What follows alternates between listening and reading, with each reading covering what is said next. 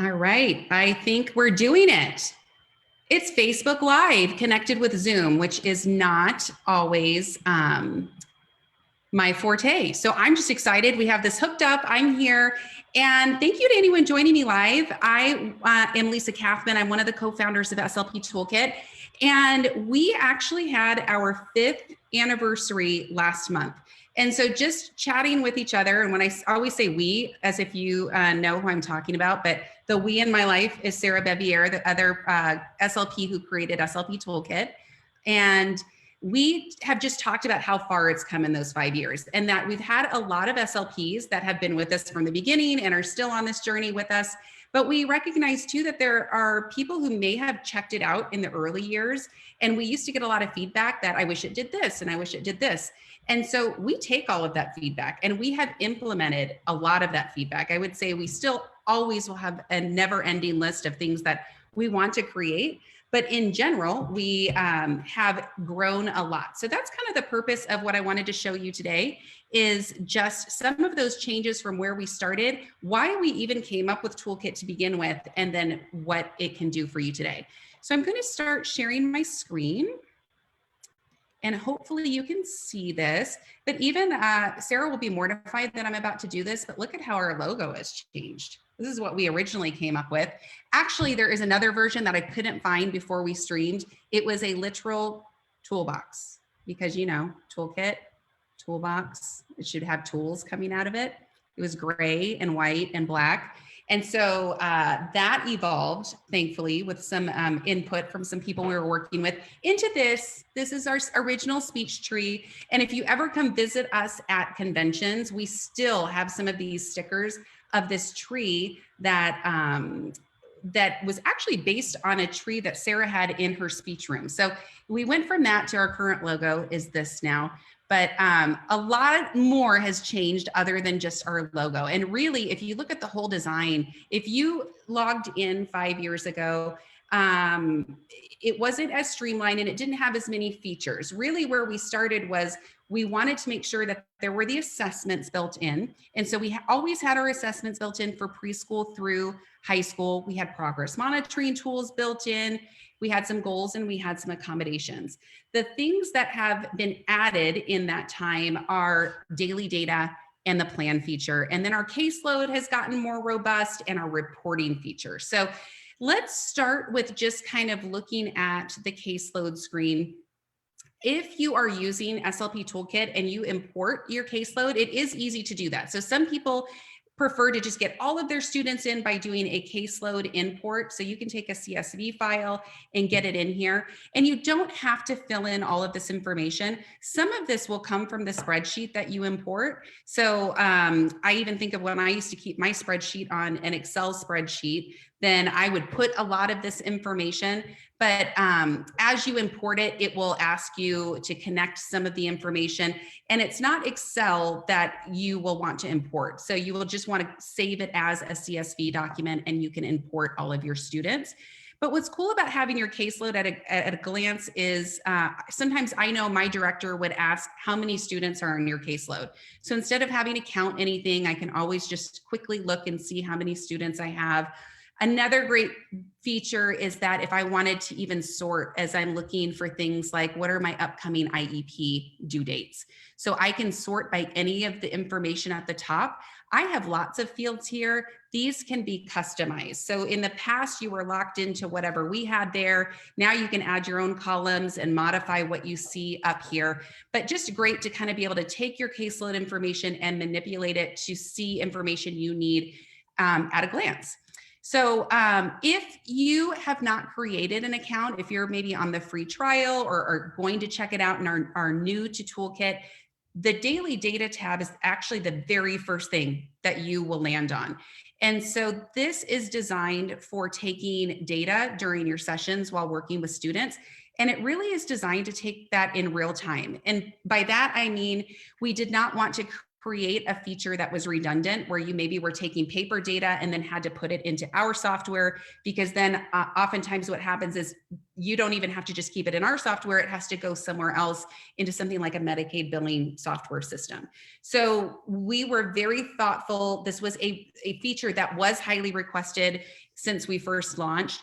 And we wanted to make sure that when we designed it, it could be used while having a group of students in front of you while you're working, or if you're going into a classroom, it just had to be functional. So if you log in and your screen looks like this is my Saturday schedule, no students, but that's why it will look a little bit different, is because you don't have your caseload in just yet. So in order to get students up here and waiting for you, your caseload has to be in there as well as a schedule. And so there is scheduling software that's built into the app. The schedule can be entered at any time. So at this time of the year, you likely already have a schedule and you just need to get it input and here waiting for you. But there is actually logic built into the scheduling feature to take out some of that brain strain that happens at the start of every school year when you're trying to create your schedule and see where all of the students fit. We love all of the colors. This is, again, just for purposes of creating your schedule and making sure that your grouping is the same where you want it to be, but you can always manipulate it really easily and move students around, add in new students. And then this is going to be a direct reflection of what you see then on this screen. So this format is a little bit more user-friendly as far as you'll see all of the students in that group. You'll see their scheduled time. It's almost more of like an iCal kind of view when you're looking at your phone and scrolling through your calendar. So you can always jump around to other days and see what you've got upcoming or what you did in the past. But if you want to focus on just today, whatever schedules I have checked, that's what will appear here. And I know I had posted that I was doing this Facebook Live and somebody really had questions about, well, what does the data feature look like? How can I collect data? What if I make a mistake? What if I use queues? So I did want to show you how that works. So this is a scheduled event that I have with these 3 students. What's really awesome too is inevitably there's always going to be a student that you're like, oh, I need to do a makeup session for this student. So I can always add students to this. I can mark students as absent. So if that student is not here today and I want to take attendance and have that for my notes, I can actually select the reason for absence. But as you're taking live data, all you're doing is toggling between the students over here. So this, I'm using the quantitative calculators to get some percentages on their goals. You can see down here, whatever's highlighted is what it's focused on. So right now it's focused on Abraham and this very first goal. But if you wanted to add goals on the fly, because that happens too, sometimes somebody walks in and you just want to add a goal because you realize you forgot to do that, or it's a new student that you're adding.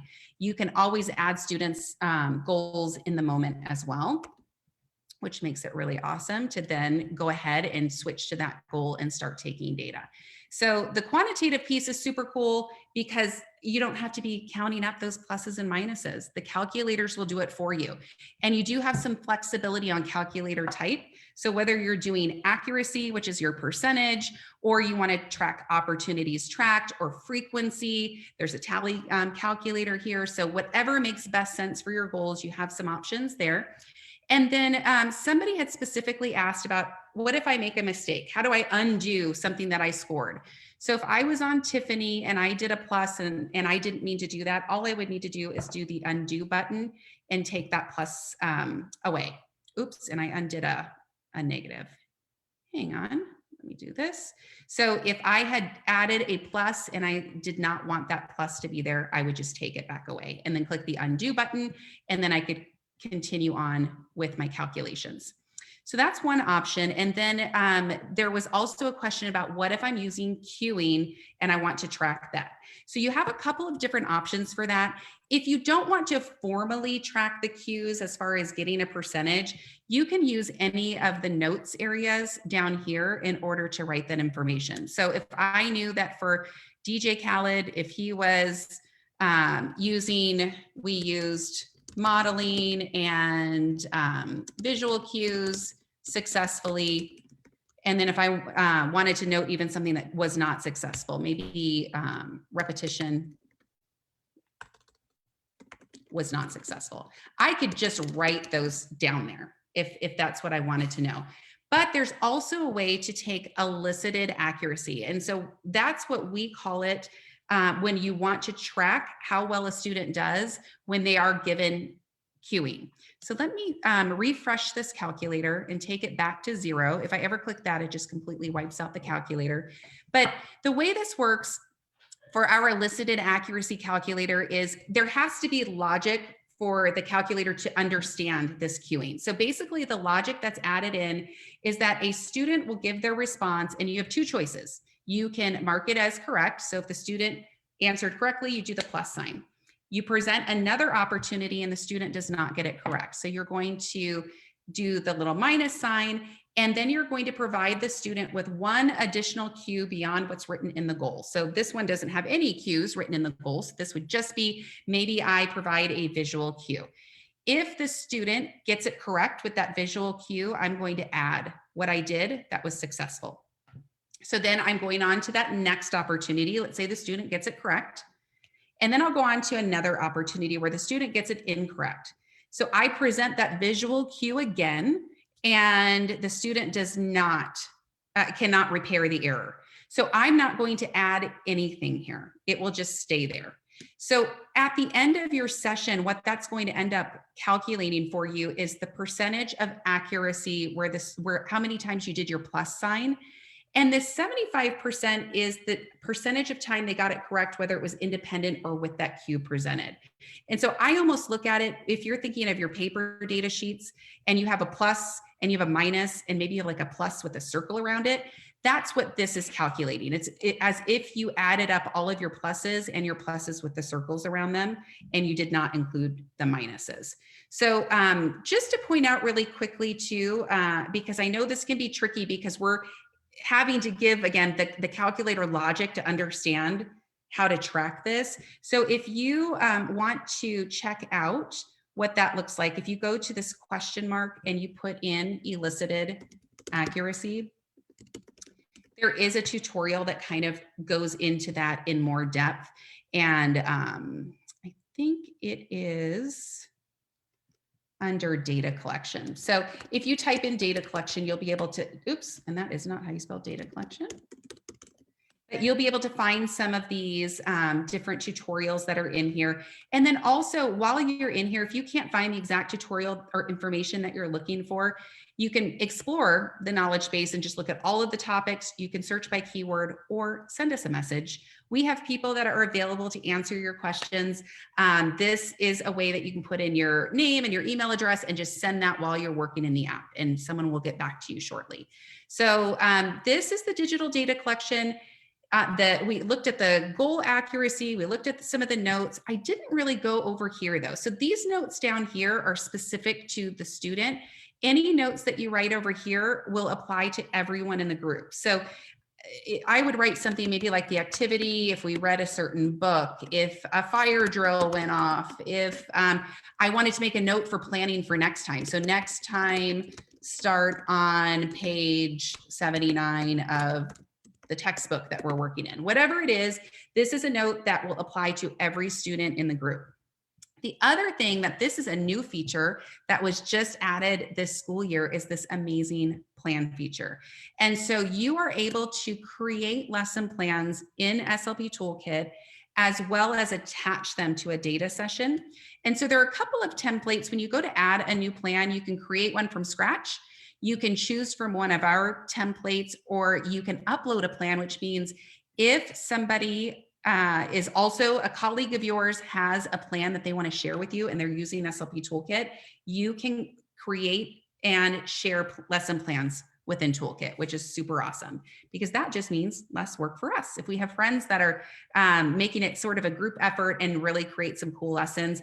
I know I've worked in districts where we've had different kind of like age levels. So like preschool would get together and do some lesson planning and do it on paper and share. Same thing for elementary or secondary. So in this way, if you have your whole district on board, even using it, you can do this in a more digital format. And so whether you're doing it in advance, or even if I was creating, you know, let me go maybe even to tomorrow. If I wanted to just add it right before the students walked in, I can even do that with any of my pre-created ones. And so once I go into this event and go over to plan, I can click that, and anything that I've included. So this one was a very basic one. It was just initial R words. And so if I click that, it will bring me into whatever it is that I attached, and I can show that to the student. So this is cool too. If you're doing teletherapy still, you can have this all in here. You could click this, just share this with the students and have them be working while you're in here taking data.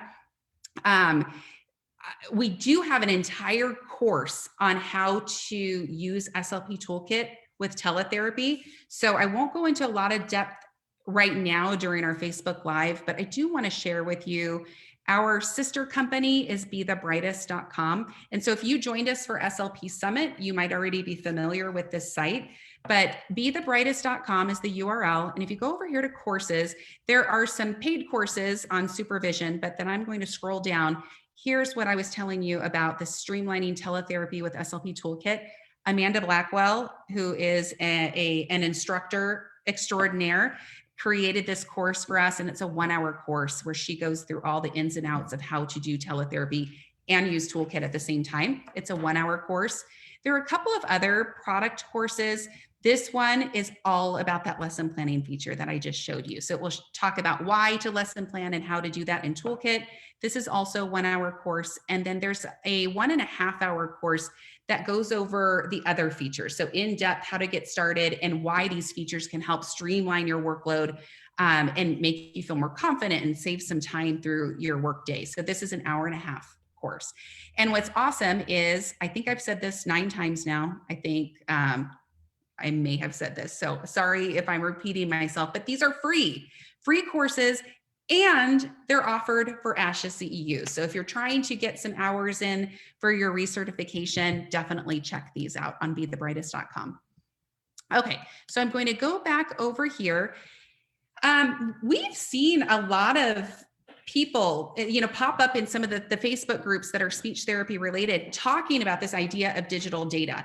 And for us, I talked about how one of the big barriers why we didn't add it right away and why we wanted to be so thoughtful with it is the ease of using a tool like this is really going to kind of make or break whether it's something that is effective for you. And it really is kind of a mindset shift as well, in that we're so used to our paper. So we had just done a presentation for the South Carolina Speech and Hearing Association where we chatted about how our personal lives are so tech savvy. I mean, we access so many things through our phones, our computers. I don't even have cable anymore. I just stream Netflix or Hulu or Amazon Prime. And so everything in our personal lives is very techy. But a lot of times our professional lives are sort of stuck back wherever our district as a whole is stuck at.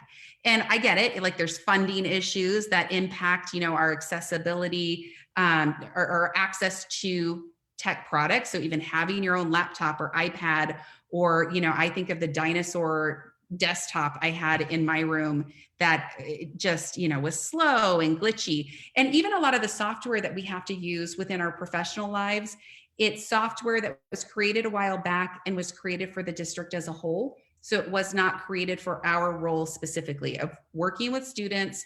They're sitting in front of us and we have to maintain engagement and actually do instruction while getting the data that we need to do all of those other work-related tasks. So that is really when we were even thinking about offering Toolkit as a product, it was about streamlining a lot of these processes that you probably have in place in one way or another, in one binder or another, on one messy desk filled with lots of folders. So it's not that this is replacing any of your software that your district might already be using. It's replacing your processes that you probably have in some sort of paper way.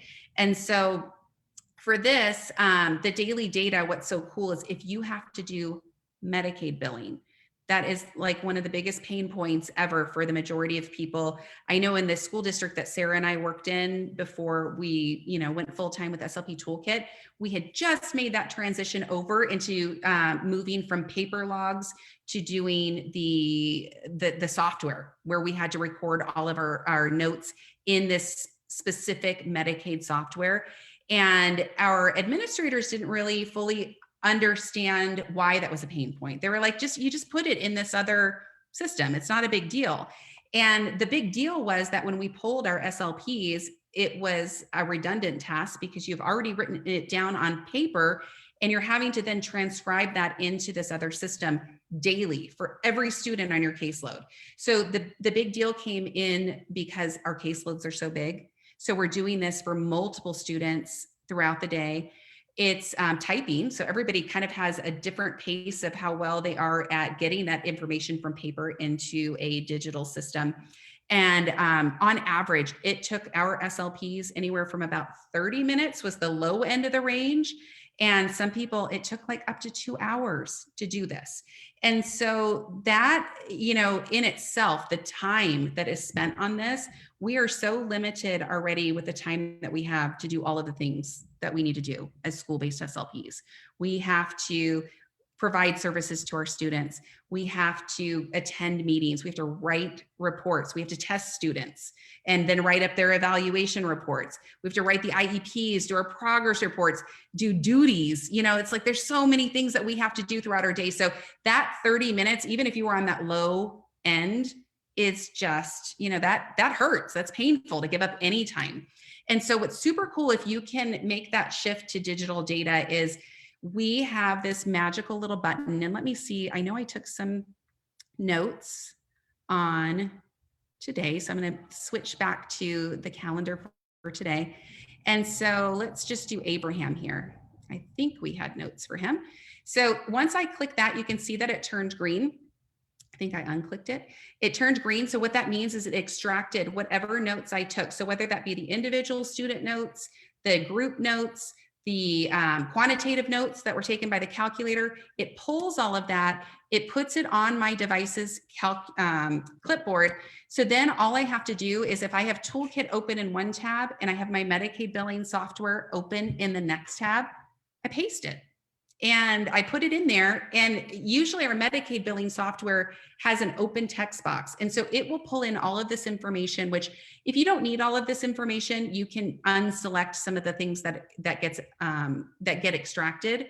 But for me, I just kept everything checked. I put everything in the open text box that was on my Medicaid billing software. And there were still a couple of drop downs that I had to do because the billing software required it. So for example, even here we have, it says 3 students. Well, my Medicaid billing software required me to select number of students in the drop down. But even with all of that, for my caseload of 13 students in the one day that I was working, it took me 5 minutes. 5 minutes to do my entire billing for one day. So super awesome to have your digital data work in your favor, that not only do you have data and you don't have to tally it, but you can do your Medicaid billing in a really streamlined way, and then also access it through things like reports. So there are always parents where we'll have either a parent that wants to know how many sessions their student has been in, so you can customize the time frame for that, whether it be that, you know, you're looking at the last 3 months or want to set it for a specific time. But I can pull up this attendance report and look at exactly how many minutes I've provided service time. Was it group or was it individual? So that's super cool. Or I think of too, sometimes I have directors that have asked me for specific therapy related information. And so for that, I could pull up any of these reports that would give me the data either sorted by date or sorted by goal. And I can select one student. I can select all of my students. I can include graphs if I want to. I can just look at it if it's for purposes of maybe I just want to look to see what we did the past few sessions as I'm planning for future sessions.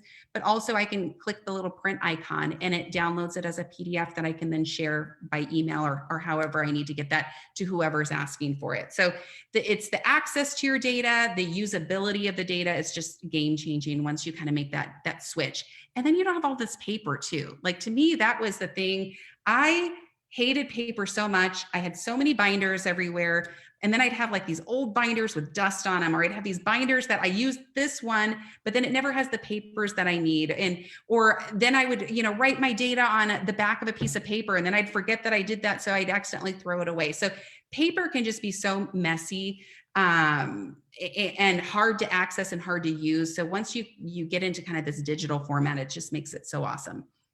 So we kind of covered these first three. I do want to show you just a couple of more things. And then if you have any questions too, please drop those in the comments, and we're happy to answer any of those questions as well. So over here is the Students tab. So everything in Toolkit centers around a student.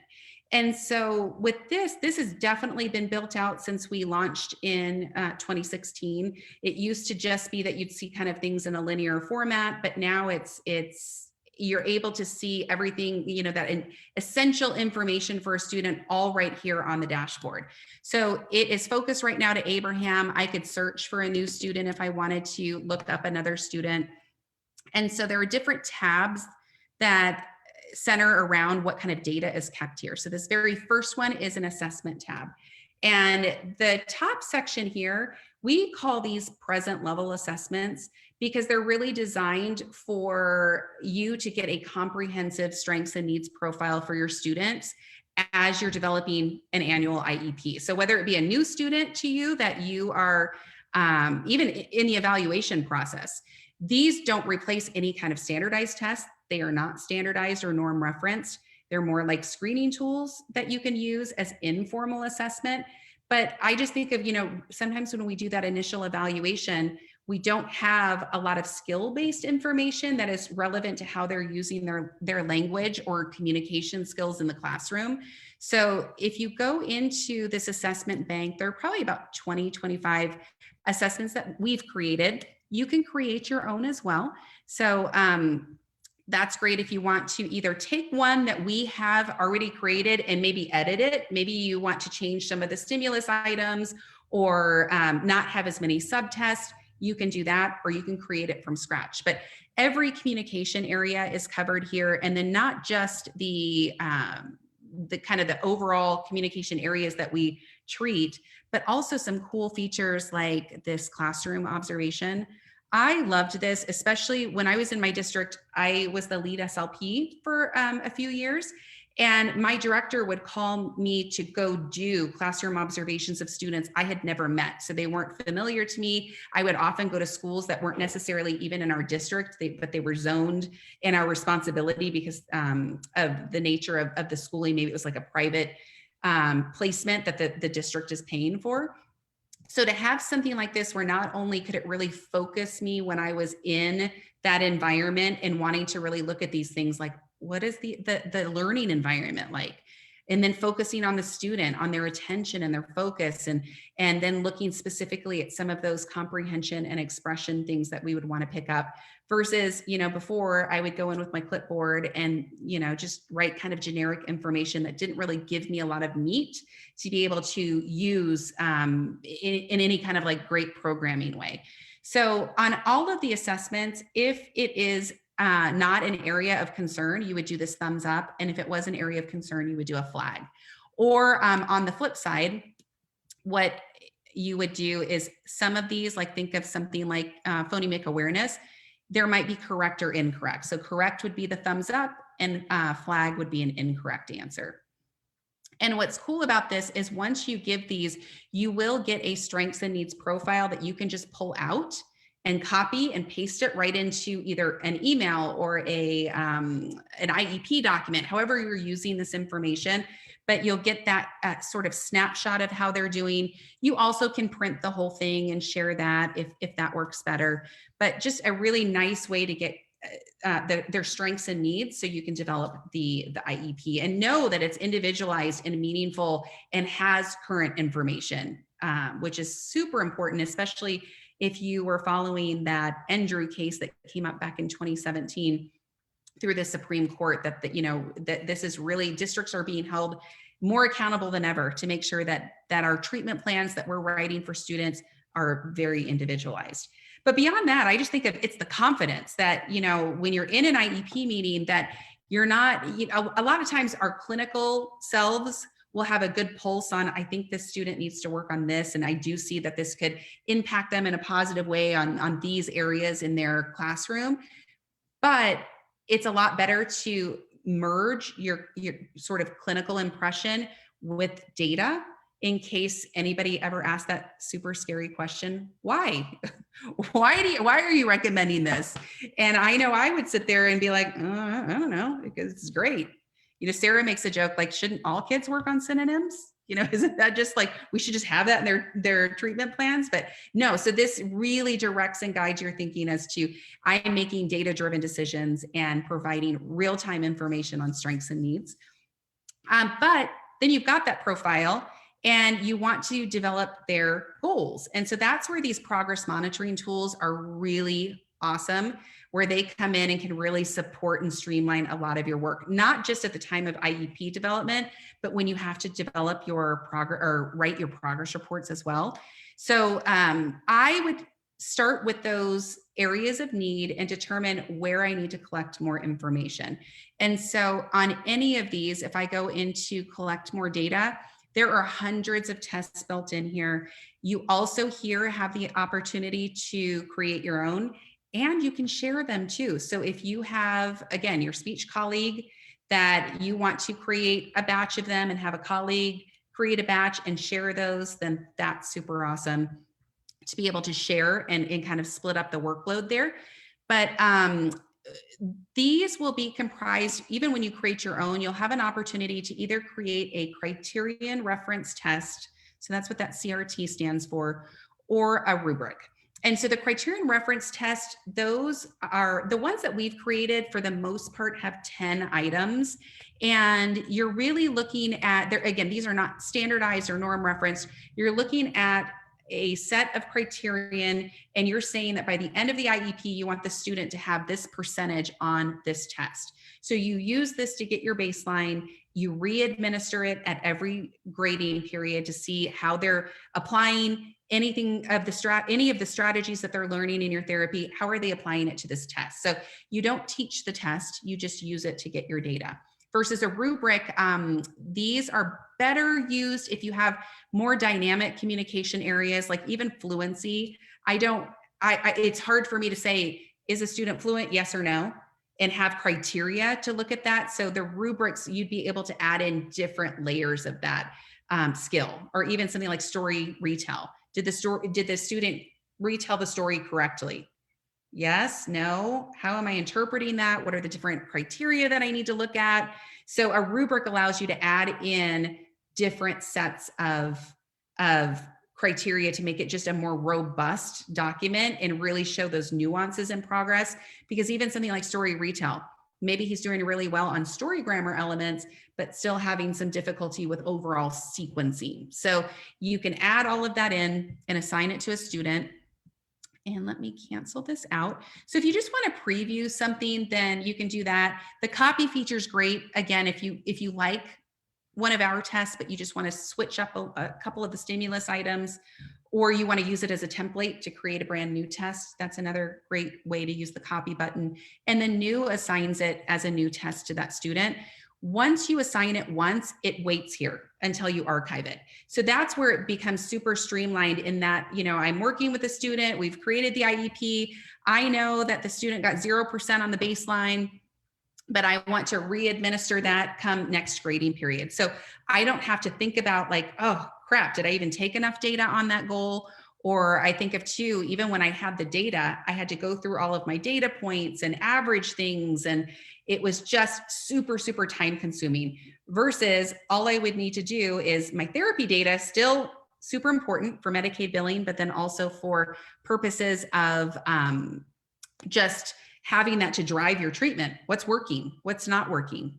That's why we're taking the session data, but then it frees you up to really, then when it comes time to write your progress reports, have this system in place for getting that percentage point for your progress report. So I would just need to click retest, and that test would pop up again. I would administer and score it.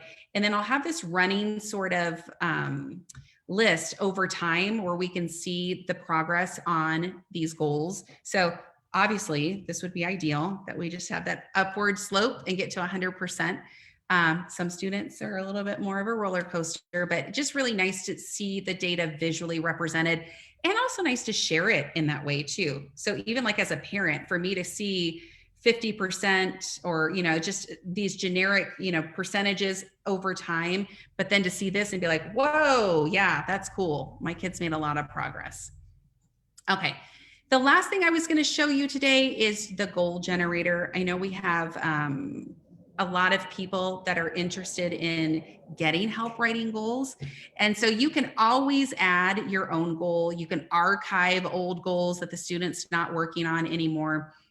But you can either add your own goal and just paste it in here. So if you know that you're copying it from your IEP software or some sheet that you have, or just want to type in kind of the foundation of the goal that you know that you're working on R in conversation and you want that student to get 90%, you can do that. Or if you need help writing goals, we have a goal generator. And so with this, you're just going to kind of your content area and you're looking for the different skills that you might want to address. And what you'll see at the top here is that goal generator, where at the top, you'll be able to select, oops, let me go back in here really quickly. We'll just go into expressive. You'll be able to look at this drop down, and it really helps you to focus on that observable skill that you want to measure over the course of the IEP. And I think that's easier said than done sometimes, because we can get sort of tripped up in the language that we're using. We can make it really long and flowery, or we could even add multiple skills together and make it this mega goal that becomes impossible to measure. So this really just helps to kind of structure your thinking, where you look at that skill, you think about, is there any kind of support that the student needs, any cueing or support? What do you want them to score at the end of the IEP? How are you measuring progress? Is it your data? Is it a test? How often are you measuring it? So once you click use here, you can still edit any of this. So if I wanted it to be 90%, if I wanted it to be per trimester instead of per grading period, I can edit any of that and then create it, and that will be here waiting for the student. And then I can actually drag one of these down here too. So if I had a progress monitoring tool that I know aligned with this goal, I can drag it down and add it to the goal, or I can just assign one here as well. So super cool. All of these, too, I think before we end today, we want to make sure that, you don't feel like this is redundant to things that you're already doing. We made it as easy as we could to get the information out of Toolkit into whatever system you're using, whether that be the system for writing IEPs or Medicaid billing. So lots of opportunities to just copy something to your clipboard and get it over in the next tab, wherever you need it to be.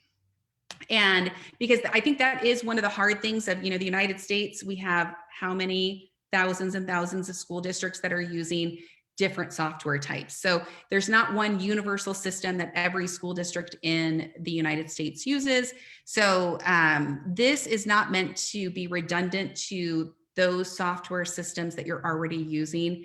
It's really meant to replace whatever you're using to organize yourself, which sometimes is, I know for me, my organization system for myself, I would kind of start off the school year where I felt good about my system. And then a few weeks in, I would be changing it. And a few weeks later, I would not even have one. And I would be just feeling like I'm drowning.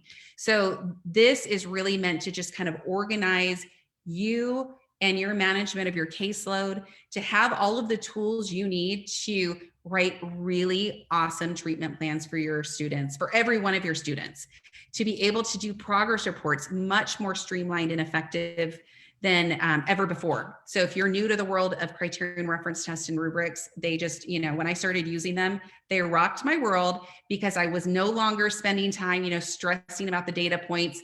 I didn't have to write them over my spring break or my summer break or winter break. I got to actually take vacation and just not worry about that component of it. And then the Medicaid piece, huge, huge, huge, to be able to just, streamline that, save time, and make it just that much easier. So thank you so much for joining me today. And if you have any questions, please drop them in the comments. We can do more Facebook Lives, or you are more than welcome to email us anytime too. You can connect with our team through email by emailing hello@slptoolkit.com. And I hope you all, each and every one of you, have an amazing rest of your school year. Take care.